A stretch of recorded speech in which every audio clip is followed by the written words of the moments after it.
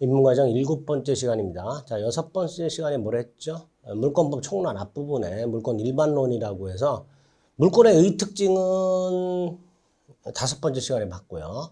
절대적이라는 거, 그래서 채권은 상대적이고 꼭 구별을 해 두셔야 되고요. 두 번째, 물권의 객체와 관련해서 부동산 물권 구별했고, 그 다음에 일물 일권주의와 그 예외가 있을 수 있다는 거. 물권의 종류와 관련해서는 민법 185조 물권 법정주의가 뭐냐. 물권은 법률 또는 관습법에 의하는 외에는 임의로 창설하지 못한다. 그런 것도 살펴봤고요. 그 다음에 이제 물권의 우선적 효라는 거. 물권과 물권이 충돌하는 경우, 물권과 채권이 충돌하는 경우 어떤 게 우선하는가. 마지막으로 물권적 청구권. 물권이 침해당하거나 그러할 염려가 있을 때 물권에 반한 방해적 방해방을 청구하는 이런 권리를 물권적 청구권이라고 했고, 점유권과 소유권의 규정을 두고 있다. 그 다음에 불강력 침해의 경우에도 물권적 청구권은 인정될 수 있다. 뭐 이런 것들을 확인했습니다. 그리고 이제 물권 변동으로 와서 물권 변동은 물권의 취득 변경 소멸을 말하고 유형이 있었죠. 그 중에서 특히 부동산 물권 변동, 법률 행위에 의한 부동산 물권 변동과 법률 규정에 의한 부동산 물권 변동은 아닐 수 있고, 그 물권 변동하는 데는 원칙들이 있었죠. 공시의 원칙과 공신의 원칙이 있었는데 특히 공신의 원칙. 제가 예를 들었었죠. 무효 등기를 믿고 거래한 사람. 무효 등기를 유효라고 믿는 것. 이걸 공신이라고 한다고 그랬죠. 그리고 그걸 거래한 사람은 원칙적으로 권리를 취득하지 못하지만 공신의 원칙이라는 걸 만들어서 무효 등기를 믿고 거래한 사람을 보호한다. 이게 공신의 원칙이라고 했어요. 그런데 우리나라에서 부동산 물권에는 공신의 원칙을 인정하지 않는다 그랬습니다. 따라서 원칙적으로 무효 등기를 유효라고 믿고 산 사람, 원칙적으로 소유권을 취득하지 못한다. 요거 민법 전체를 이렇게 쫙 통관하는 원칙이 되는 거예요. 그런 내용들이 일단 머릿속에 숙지가 돼야 됩니다. 그리고 이제 구체적으로 법률 행위한 부동산 물권 변동 186조가 나옵니다. 여기서 법률 행위는 매매, 증여 이런 거 생각하시면 돼요. 계약을 생각하시면 돼요. 매매나 증여와 같은 계약을 통해서 법률 행위를 통해서 토지나 건물에 관한 소유권 등을 취득하려면 186조 등기해야 한다. 그죠? 요거를 186조 법률 행위에 의한 부동산 물권 변동이라고 부릅니다. 주문 자체에서 186조에서 부동산에 관한 법률 행위로 인한 물권의 특실 변경은 등기해야 그 효력이 생긴다라고 되어 있죠. 매매나 증여와 같이 법률 행위로 인하여 부동산 물권이 변동이 되려면 186조에 의해서 당사자 사이 합의 외에 등기라는 공시 방법을 꼭 갖춰야 돼요. 목적 부동산을 인도하는 것은 요건이 아니에요. 그러면 부동산 매수인이, 예를 들어서 내가 아파트를 샀어요. 아파트를 샀는데 돈을 다 줬어요. 그래서 매도인으로부터 열쇠를 받아가지고 현재 내가 이 아파트에 거주하고 있어요. 그럼 내 거예요? 아니지. 등기해야 내 거예요. 내가 열쇠를 받았다 해서 내게 되는 게 아니에요. 등기해야만 내게 되는 거예요. 반대로 내가 열쇠를 안 받았어요. 근데 등기는 했어. 그럼 내 거예요. 이렇게 등기가 소유권 취득 등 물권 변동의 요건이라는 사실, 부동산 인도는 요건이 아니라는 거, 이런 것들을 기억을 해 두셔야 됩니다. 두 번째, 등기가 그 권리의 존속 요건이냐. 예를 들어서 내가 아파트를 사가지고 내 이름으로 소유권 이전 등기를 했어. 그럼 내 거죠. 근데 이게 내 거이려면 이 등기가 계속 존속해야 되는가. 이건 어디서 문제가 생기냐면 누군가가 서류를 위조해서 내 이름으로 되어 있던 걸 말소시키고 지 이름으로 옮겨간 경우, 즉 위조 서류에 의해서 등기를 내 거를 말소시키는 경우가 있을 수 있어요. 그럼 나는 소유권을 일단 상실하느냐 이 문제가 생기는 거예요. 근데 우리 대법원은 등기는 권리의 존속 요건은 아니라 그래요. 특히 권리의 존속 요건이 아니라는 건 등기가 불법 말소되었을 때 의미가 있는 거예요. 불법 말소. 등기는 물권의 효력 요건이지 존속 요건은 아니다. 판례예요. 대법원 판례.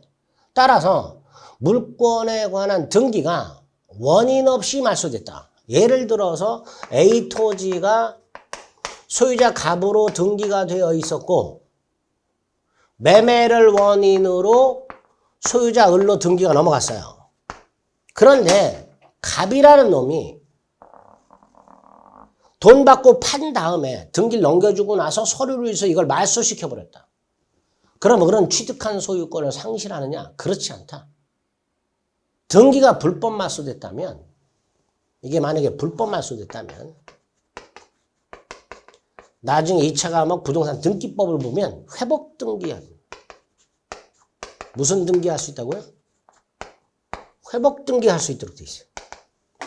자, 부동산 등기법에서 회복 등기를 만들어 놓은 이유가 뭐냐? 을 소유권 등기가 설령 불법적으로 말소됐다 하더라도 을의 소유권을 소멸한 게 아니다라는 뜻이에요. 그래서 을은 소유권에 기초해서 그 등기를 회복할 수 있도록 해놓은 거예요. 결국 등기는 권리의 존속 요건은 아니라는 것, 특히 불법 말소에서 의미가 있다라는 것. 법률행위에 의하지 않은 부동산 물권 변동 187조 등기를 요하지 않는다고 되어 있죠. 상속. 공용징수는 국가나 지자체가 강제 수용하는 걸 말하고요. 판결, 경매 같은 것들이 있는데 판결은 나중에 말씀드릴게요. 상속이나 경매를 생각해 볼게요. A 토지. 갑소유인데 갑이 사망을 해서 을이 상속받은 경우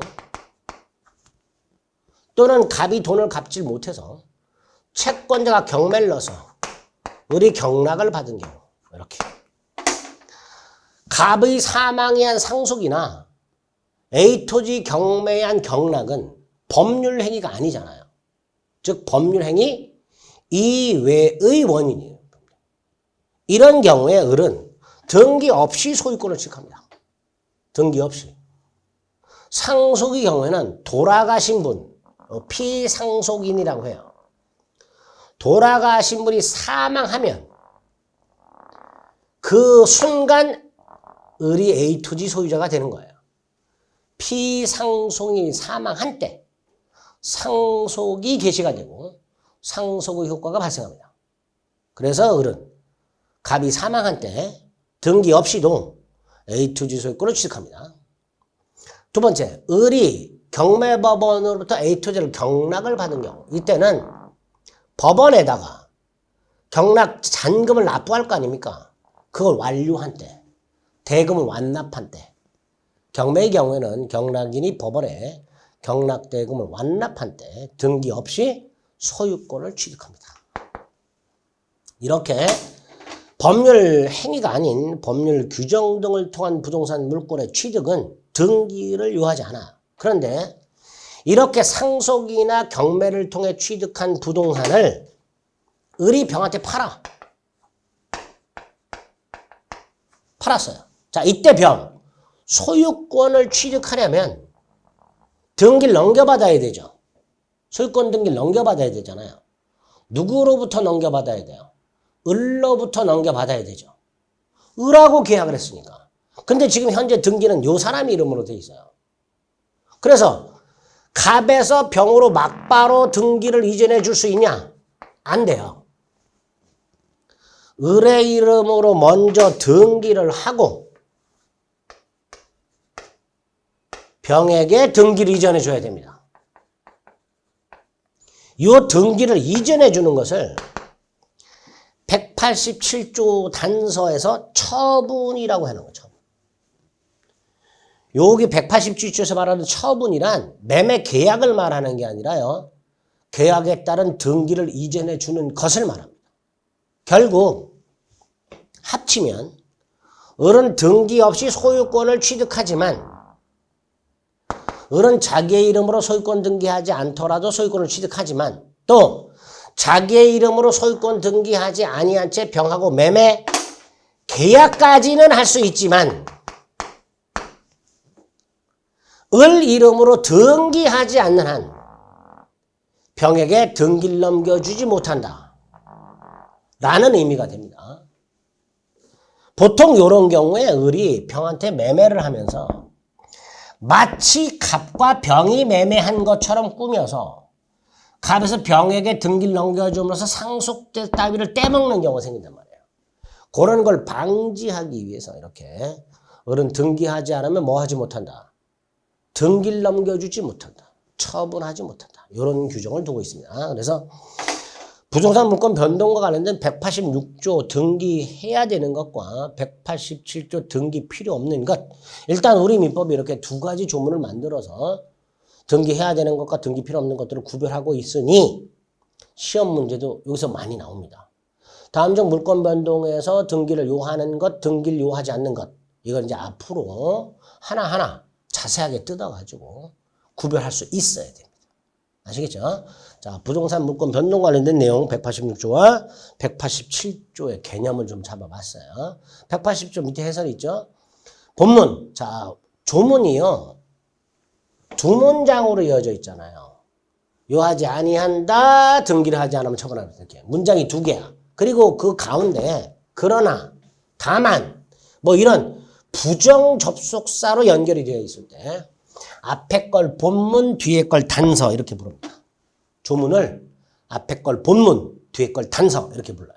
그럼 1번 187조 본문 앞에 거죠. 등기를 요하지 아니한다. 즉 당사자 의사, 즉 매매와 같은 법률행위가 아닌 상속 등을 통하여 물권이 변동되는 경우에는 공시방법을 갖추지 않아도 된다. 갑이 사망하면 상속인은 X토지를 상속받는데 을은 상속에 의한 등기 없이도 X토지 소유권을 취득하다. 공용증서는 강제 수용을 말하죠. 자, 판결이 아까 있었죠. 판결은요, 민법상 민사소송과 관련된 판결을 말하는데 무슨 형사 판결도 있고요. 어쨌든 판결이라는 건 민사든 형사든 법원이 결론을 내리는 걸 말하죠. 그중에 민사 판결은 계약 등을 둘러싼 당사자 사이의 권리 의무 관계에 관해서 법적인 분쟁이 생겼을 때 법원이 변론을 거쳐요. 변론이란 건 당사자가 법원에 출석해서 자기의 주장을 하고 증명을 하는 걸 말합니다. 이렇게 주장을 하고 그걸 증명하는 걸 말해요. 어쨌든 그걸 거쳐서 이 사건은 이렇게 판단한다. 예를 들어서 갑이 을에게 1,000만 원 대여금 반환 소송을 제기했고 갑과 을을 불러서 법원에서 변론을 거친 다음에 법원이 봤을 때 을이 갑에게 1,000만 원을 갚을 게 있더라. 그러면 원고 갑을 승소시키면서 을은 언제까지 갑에게 1,000만 원을 지급하라. 이렇게 판결을 내는 거예요. 이런 판결을 판결 주문이라 하고요. 왜 그렇게 판결을 했는지 이유를 설시하겠죠. 판결 주문과 판결 이유라고 하는데요. 그걸 합쳐서 법원의 재판 중에 하나 이렇게 부르죠. 판단해서 결론 내는 걸 말하죠. 근데 이 판결이 민사소송 판결이 세 종류가 있어요. 이행 판결이라는 게 있고 확인 판결이라는 게 있고 형성 판결이라는 게 있습니다. 자, 이행 판결은 간단해요. 뭐뭐 하라. 이게 이행 판결이에요. 등기를 이전하라. 돈을 지급하라. 이렇게 뭐뭐 하라. 이게 이행 판결입니다. 예를 들어서 매수인이 매도인에게 등기를 이전하라 라는 소송 또는 매도인이 매수인에게 대금을 지급하라 라는 소송을 제기하고 그 당사자의 주장을 법원이 받아주게 되면 인용이라고 합니다. 법원이 판결합니다. 매도인은 등기를 이전하라, 매수인은 대금을 지급하라. 이런 판결을 뭐라 한다? 이행 판결이라고 하게 됩니다. 이행 판결. 그런데 187조 아까 다시 한번 판결이라고 했죠. 이 판결에 이행 판결이 포함되느냐? 안 됩니다. 이 판결은 조금 이따 보시겠지만 형성 판결만을 말합니다. 187조 판결에 이행 판결은 포함되지 않습니다. 그러면 부동산 매수인이 등기를 이전하라 라는 소송을 제기해서 자, 소송을 제기한 사람이 원고입니다. 원고가 승소해요. 그럼 법원에서 판결이 뭐라고 나와요? 갑은 등기를 이전하라 이렇게 판결이 나오겠죠. 자, 그 판결에 따라서 을이 소유권을 취득하는 경우 등기를 요하느냐 등기를 요하지 않느냐 등기를 요한다는 거죠. 이 이행 판결은 187조 판결이 아니기 때문에 187조 판결이라면 등기가 필요 없지만 이 이행 판결은 187조의 판결이 아니기 때문에 등기해야 된다. 그런 판결만으로는 소유권을 취득할 수가 없고 그 판결에 따라서 등기까지 해야 소유권을 취득하게 됩니다. 자, 어쨌든 판결의 첫 번째 이행 판결인데 이행 판결은 뭐뭐 하라는 판결이고 뭐뭐 하라는 판결은 187조 판결이 아니더라. 따라서 여기 반가로 2번 피고 매도인 갑은 원고 매수인들에게 등기를 이전하라 라는 판결만으로는 소유권이 변동되지 않고 이 판결대로 이행을 해야 소유권이 변동이 됩니다. 자, 그 다음에 이 확인 판결이라는 게 있는데 확인 판결은 어떠한 사실이나 권리나 지위 같은 것들이 현재 있다, 없다라고 법원이 확인을 해주는 거예요. 다시 말하면 있다면 있다고 확인하는 거고요. 없다면 없다고 확인을 해주는 거예요. 확인 판결에서 있던 게 없어지고 없던 게 있어지는 게 아니라 있던 걸 있다고 없던 걸 없다고 확인해 주는 거예요. 따라서 확인 판결을 통해서는 권리가 변동되지 않습니다. 당연하죠. 없던 권리를 있다고 확인해 주는 게 아니고 있던 권리를 없다고 확인해 주는 게 아니라 있던 걸 있다고 존재 확인, 없던 걸 없다고 부존재 확인하는 거예요. 그러니까 현 상황을 확인해 주는 거에 불과합니다.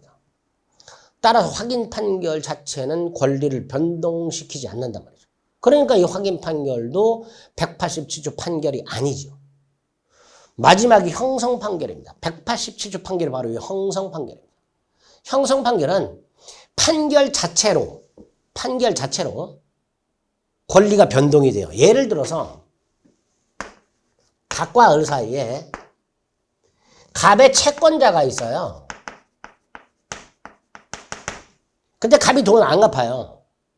자, 채무자가 돈을 안 갚으면 채권자는 채무자 물건을 경매할 생각을 하잖아요. 경매가 뭐냐면 강제집행이라고 보통 불러요. 자, 채무자 갑에게 A 토지가 있어요. 채무자 갑이 돈을 안 갚으니까 채권자가 이 채무자 땅을 강제 경매를 하려고 그래요. 자, 이때 갑 안 되겠다. 재산을 은닉해야 되죠. 이대로 두면 갑의 채권자가 경매를 한단 말이에요. 그래서 우리 보통 사업하시는 분들이 자기 이름으로 되어 있는 부동산은 없잖아요. 다 부인 이름으로 돌려놓거나 친인척 이름으로 돌려놓잖아요. 자, 갑이 채권자의 강제집행을 면할 목적으로 이걸 피할 목적으로 재산을 은닉을 해요. 어떻게 은닉을 하냐? 친구 을과 짜고 마치 매매를 한 것처럼 꾸며요. 이 가장매매라고 합니다. 가짜 매매예요. 이게 우리 민법상 우리 예전에 봤던 2회차인가 3회차 봤던 허위 표시라는 겁니다. 허위 표시. 통정 허위 표시라고도 합니다. 자, 어쨌든 채무자 갑이 강제평을 면할 목적으로 친구들과 짜고 마치 매매를 가장한 것처럼 꾸며서 을에게 등기를 이전해 줍니다. 그러면 갑의 채권자 입장에서는 A 토지가 을의 이름으로 소유권 등기가 되어 있기 때문에 경매를 못 넣어요. 그죠? 자, 여기서 가장매매는 우리 민법 108조에 의해서 무효입니다. 상대방과 통정한 허위 의사표시는 무효로 한다. 무효예요. 따라서 을 등기도 무효예요. 즉 을은 소유권자가 아니고요. 갑이 소유권자예요. 그런데 문제가 다시 한번 등기부에는 을의 이름으로 소유권 등기가 되어 있기 때문에 갑의 채권자는 경매를 못 넣는단 말이에요. 그러면 갑의 채권자 입장에서는 이 A 토지를 경매를 넣으려면 등기부상 소유자를 갑으로 회복을 시켜야 된단 말이에요. 그죠? 그렇잖아요. 을의 이름으로 되어 있는 상태에서는 아무리 갑의 채권자가 법원 가가지고 을 등기 무효입니다 백날 얘기해봐야 소용없어요. 등기부에는 을 소유자라고 그냥 박혀있단 말이에요. 거기에 이 등기는 무효다라는 게 기록이 안 돼 있어요. 그러니까 등기부 상으로는 을이 소유자인 거예요. 등기부 상으로는 그렇게 보이는 거예요. 그래서 결과적으로 갑의 채권자가 이 A 토지를 경매를 내려면 소유권 등기를 갑으로 회복을 해야 된단 말이에요. 자, 그 방법이 뭐냐? 자, 우리 시험 범위는 아니지만 갑의 채권자가 이 가장매매 계약을 채권자 취소권을 행사해서 취소할 수 있는데 이 채권자 취소권 행사해서 취소하려면 반드시 소송을 해야 돼요. 이걸 채권자 취소소송 또는 사해행위 취소소송에 나옵니다. 여기서 말하는 사해행위란 채무자의 행위가 채권자의 이익을 해친다라는 뜻이에요. 이렇게 가장매매 행위를 한 채무자의 가장매매 계약을 채무자의 채권자가 소송을 통해서 취소시킬 수 있는데 이때 취소할 때 판결이 갑과 을의 매매 계약은 취소한다.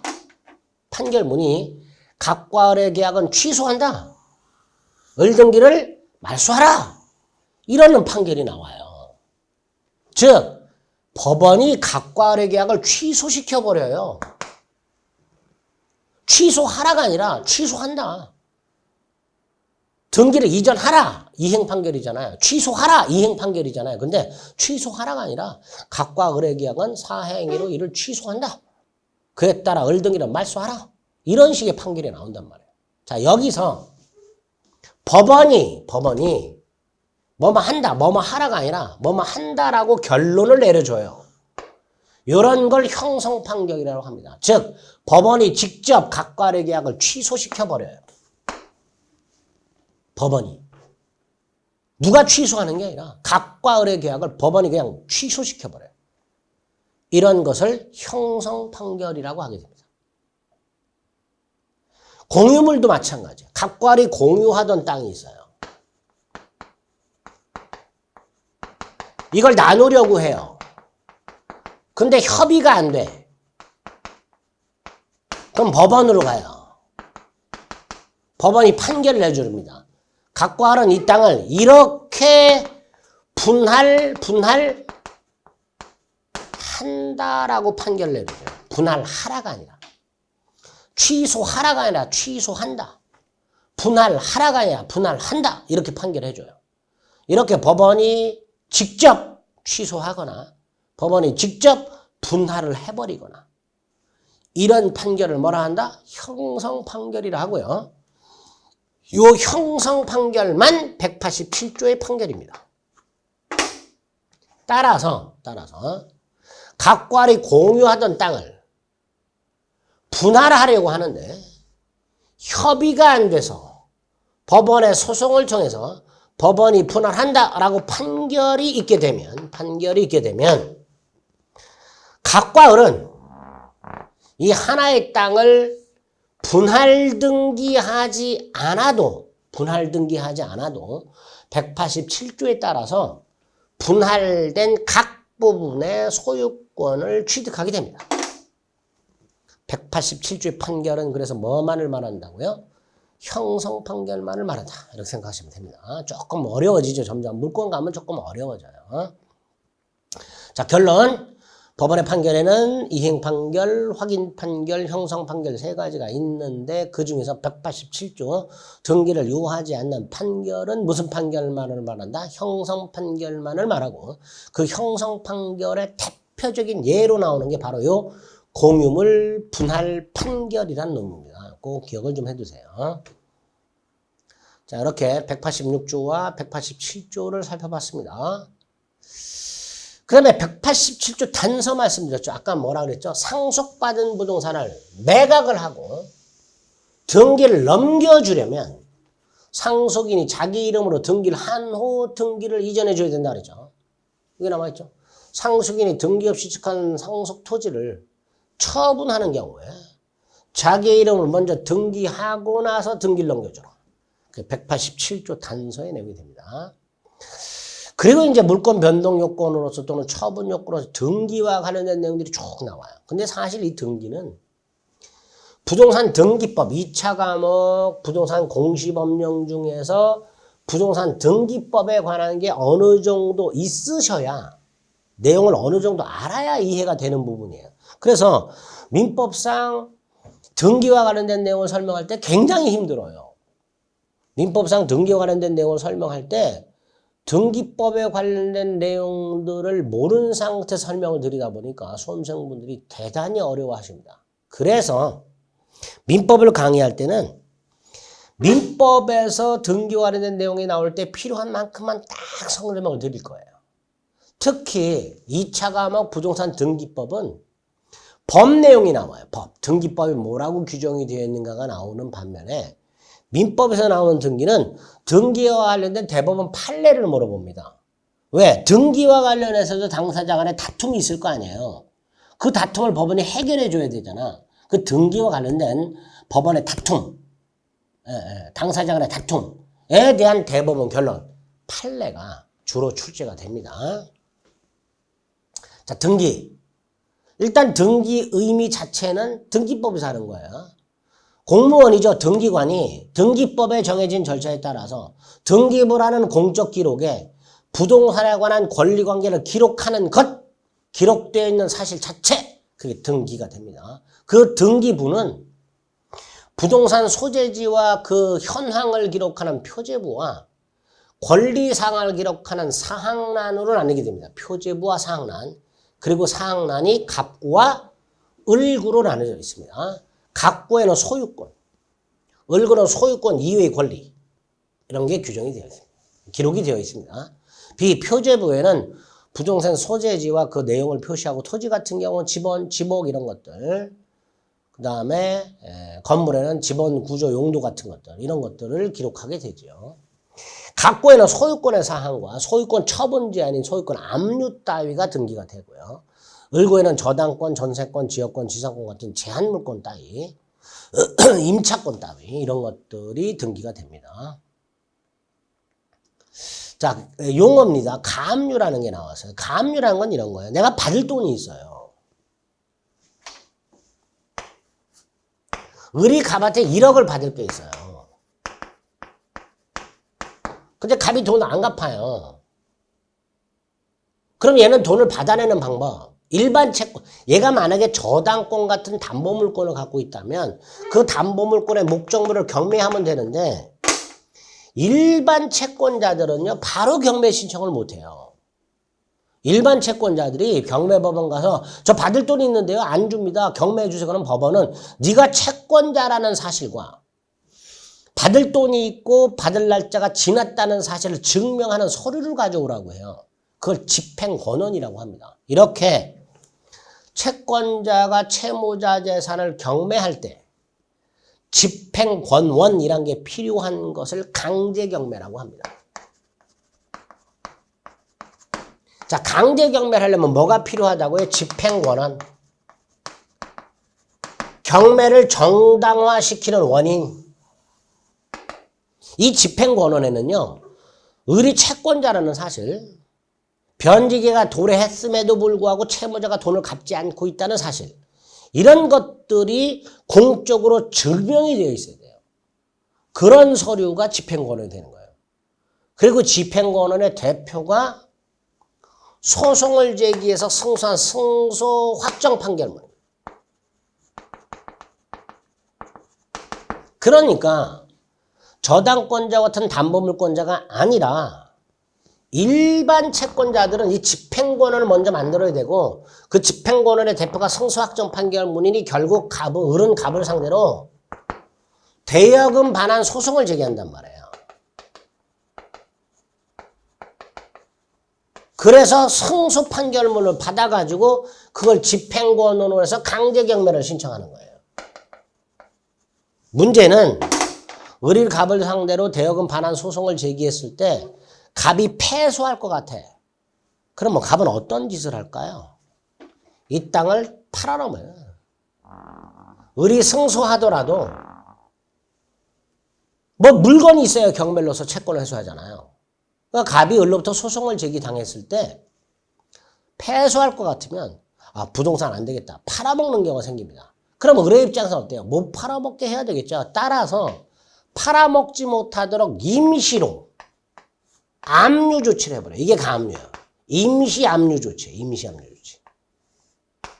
이렇게 대여금 반환 소송을 제기하면서 갑이 팔아먹지 못하도록 임시 압류 조치를 하는 가압류를 해놨다가 승소 확정 판결을 있게 되고 그걸 집행권으로 강제 경매를 신청해서 법원이 강제 경매 개시 결정을 하게 되면 요 가압류가 본압류로 바뀌어버려요. 본압류로. 이런 과정을 거치게 됩니다. 자, 요런 의미의 가압류라는 게 있다. 금전 채권이 있을 때 장래 집행, 즉 경매가 불가능하게 되거나 곤란하게 될 경우를 대비해서 채무자의 재산을 처분하지 못하도록 미리 압류하는 경우, 예비 압류를 말하겠죠. 그런 것을 가압류를 한다. 채권자가 채무자를 상대로 소송을 제기해서 승소 판결을 받아서 집행 권한을 취득한 후 채무자 재산에 대해서 강제 집행을 할 때까지 채무자가 재산을 처분해버리면 설령 나중에 승소 판결을 받는다 하더라도 채권을 회수하지 못할 염려가 있죠. 따라서 채무자의 재산을 예비, 임시적으로 확보하여 강제 집행을 보존할 목적으로 하게 되는 걸 가압류라고 하게 됩니다. 반면에 가처분은 어떤 지위 같은 것들을 보존하는 걸 말하는 거예요. 금전채권 이외의 권리를 미리 확보하거나 금전채권 이외의 권리 또는 어떤 지위 같은 걸 보존하는 목적으로 하는 걸 가처분이랍니다. 우리 민법에서 나오는 가처분은 보통 권리 보존 가처분이에요. 예를 들어서 각과 을사에 1월 10일 날 A 토지를 매매했고요. 3월 10일 날 대금 치르고 등기를 넘겨받기로 했어요. 그런데 을의 입장에서 갑이란 놈이 중간에 더 많이 주겠다는 놈이 나타나서 그놈한테 팔아버리면 어떡하지라는 걱정이 들 수가 있잖아요. 을은 갑에 대해서 이전 등기 청구권이 생길 텐데 갑이라는 놈이 중간에 팔아먹으면 안 될 거 아니야. 그러니까 을은 팔아먹지 못하도록 미리 처분 금지 가처분은 걸 미리 해놓은 거야. 처분 금지 가처분. 결국 가압류는 금전채권을 미리 확보할 목적으로 하는 거고 가처분은 금전채권 이외의 권리나 지위를 미리 확보할 목적으로 하는 거다. 이렇게만 구별해 두시면 됩니다. 우리 시험범위에서는. 가처분의 대표적인 게 처분금지 가처분 같은 게 있다 생각하시면 됩니다. 등기의 종류가 쭉 나오는데 이건 이제 등기법 보면 돼요. 다 등기라는 건 이런 거고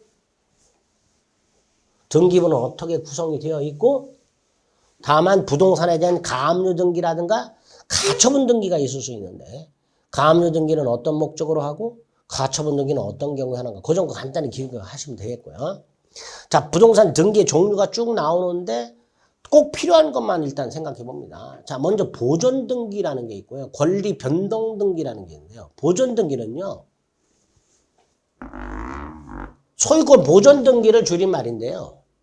아직 등기부가 마련되어 있지 아니한 부동산에 대해서 등기부를 새롭게 만들면서 최초로 소유권 등기를 하는 경우 이게 보존 등기입니다.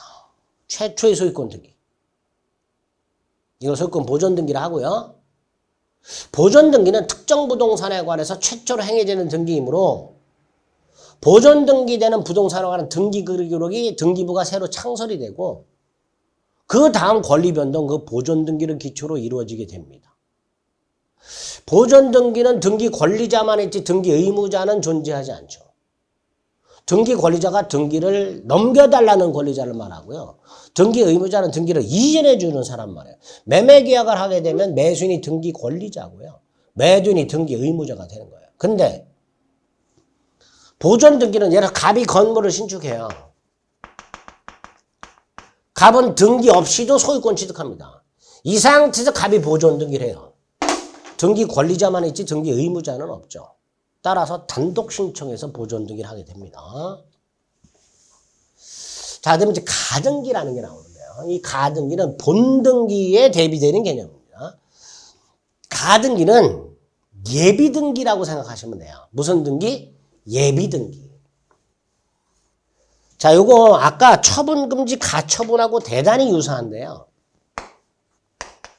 A토지가 있어요. 우리 1월 10일 날 매매를 했어요. 3월 10일 날 등기를 넘겨받기로 했어요. 자, 을은요, 3월 10일 날 이전 등기 청구권이 생깁니다. 자, 이때 갑이 팔아먹지 못하도록 하는 게 아까 뭐라 그랬죠? 처분금지 가처분 신청이라 했죠. 그죠? 이 처분금지 가처분 신청은요, 갑이 협조를 안 해줄 때 하는 거죠. 근데 만약에 갑과 을이 합의를 하는 경우가 생겨요. 어떤 합의를 생기냐? 1월 10일 날 을의 이름으로 가등기를 해놔요. 1월 10일 날 을의 이름으로 가등기 해놨다가 3월 10일 날 본등기를 해버려요. 그러면 이 본등기의 순서가 가등기할 때로 소급을 해버려요. 즉 가등기는 당사자 합의에 따라서 장차 발생하는 물권 변동을 일으키는 청구권의 순서를 미리 확보할 목적으로 하는 등기가 가등기란 말이죠. 동그라미 1번 매매계약 같은 법률행위에 의해서 부동산에 대해 등기가 이루어지면 소유권을 취득하게 되는데, 예를 들어 갑과 을이 갑수 A토지 매매계약을 하고 을에게 소유권 이전 등기를 하면 을에게 소유권 이전이 돼요. 그런데 이와는 달리 물권을 변동시키지는 않고 그 물권 변동을 목적으로 하는 청구권 대표적인 게 뭐다? 부동산 매수인의 이전 등기 청구권, 그 순서만 미리 확보. 순서 미리 확보를 순위 보존이라고 합니다. 그 목적으로 하는 등기를 가등기라고 하게 됩니다. 예비적인 거죠. 예를 들어 부동산 매수인은 장래 잔금을 지급함으로써 이전 등기 처분이 발생하고 그 손해를 미리 확보할 목적으로 매도인과 합의에 따라서 부동산에 가등기를 하게 됩니다. 자, 이렇게 가등기를 하게 되면, 자, 얘가 을이 갑과 3월 10일 날 아파트를 매매했다고 돼 있죠. 그리고 가등기를 해놨는데, 소유권 등기는 6월 30일 날 하기로 했는데, 중간에 갑이 만약에 뭐 4월 10일쯤 병한테 팔아먹고 등기를 넘겨주게 되면 을은 먼저 등기한 자가 소유권을 취득하니까 을은 6월 10일 날 등기를 넘겨받지 못하잖아요. 결국 소유권을 취득하지 못한다는 문제가 생기잖아요. 을은. 그러니까 을이 미리 가등기를 해놨다가 설령 중간에 갑이 이렇게 병한테 팔아먹고 소유권 등기를 넘겨줬다 하더라도 을은 6월 10일 날 본등기를 함으로써 6월 30일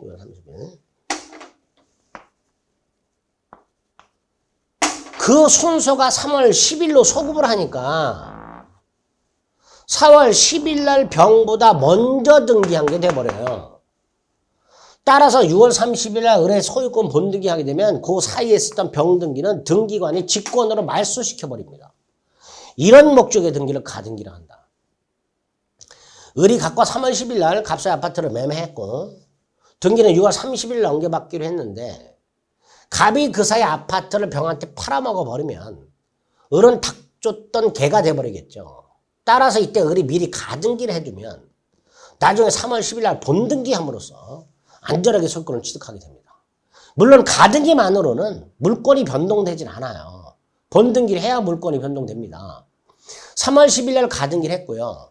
6월 30일 날 본등기를 했어요. 그럼 본등기 순서가 3월 10일 날로 소급하는 거예요. 물론 소유권은 6월 10일 날 취득해요. 을이 소유권을 취득하는 건 6월 30일인데 6월 10일이 아니라 을이 소유권을 취득하는 건 6월 30일인데 그 순서만 소급하는 거예요. 순서만. 이런 기능을 하는 걸 뭐라 한다? 가등기를 한다. 순위는 소급하되 물권 변동의 효력은 언제 발생한다? 본등기한테 발생한다. 이런 것을 가등기를 한다. 자, 3번 등기 효력 발생 요건, 이건 나중에 등기법에서 보시면 됩니다. 자, 4번 중간생략 등기 문제가 나옵니다. 중간생략 등기라는 것은 미등기 전매를 통해서 갑에서 을로, 을에서 병으로 순차 부동산이 매매가 됐지만 등기는 갑에서 병으로 직접 넘겨가는 걸 말하죠. 이게 중간생략 등기예요. 을이 미등기 상태로 되판 거예요. 물권 변동 과정을 누락한 등기를 말하는데요. 예를 들어 A 토지가 갑에서 을로, 을에서 병으로 순차 매각이 됐지만 그래서 등기도 갑에서 을로, 을에서 병으로 순차 넘어가야 되지만 을이 미등기 상태에서 되팔아먹음으로써 갑에서 병으로 직접 등기가 넘어가는 경우를 중간생략 등기를 하고, 자, 을은 이런 짓거리를 왜 해요? 세금 떼먹으려고.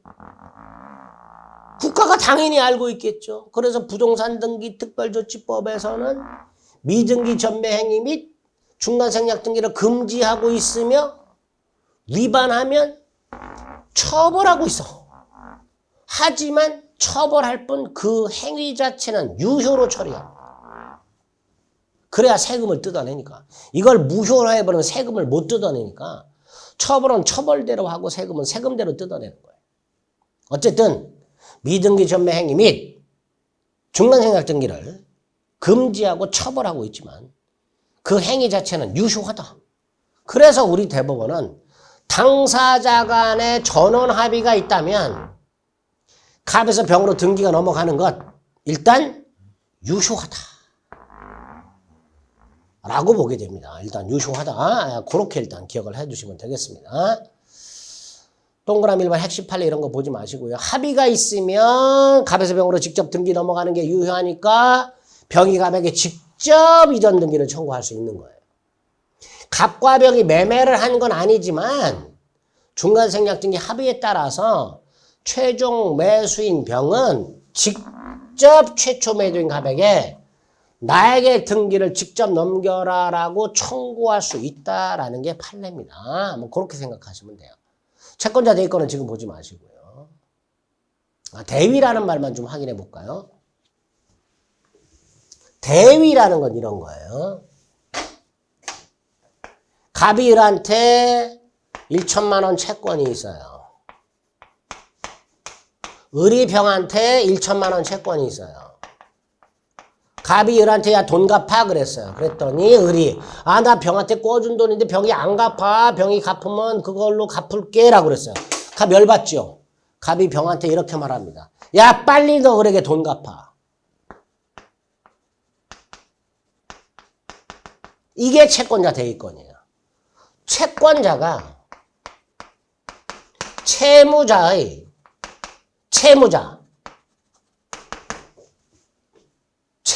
채무자를 제3채무자라고 합니다. 채권자 입장에서 바라본 채무자의 채무자를 제3채무자라고 하는데요.